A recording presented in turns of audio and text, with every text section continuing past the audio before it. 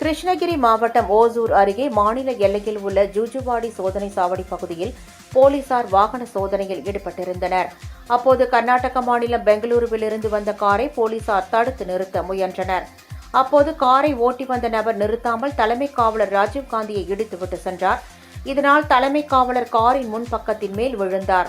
அந்த நபர் காரை நிறுத்தாமல் வேகமாக சென்றதால் காரின் பேன் மீது விழுந்த தலைமை காவலர் சுமார் 4 கிலோமீட்டர் தூரத்திற்கு தொங்கியபடி சென்றார்.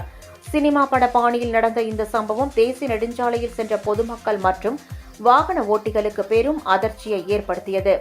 தகவல் அறிந்து ஓசூர் சிப்காட் போலீசார் அந்த காரை ஓசூர் தர்கா பகுதியில் பொதுமக்கள் உதவியுடன் மடக்கி பிடித்தனர். இதில் காரின் முன்பகுதி இடித்ததில் தலைமை காவலர் ராஜீவ்காந்திக்கு காலில் எலும்பு முறிவு ஏற்பட்டது. காரை சோதனையிட்ட போது அதில் தடை செய்யப்பட்ட குட்கா மற்றும் கர்நாடக மாநில மது பாட்டில்கள் இருப்பது தெரியவந்தது.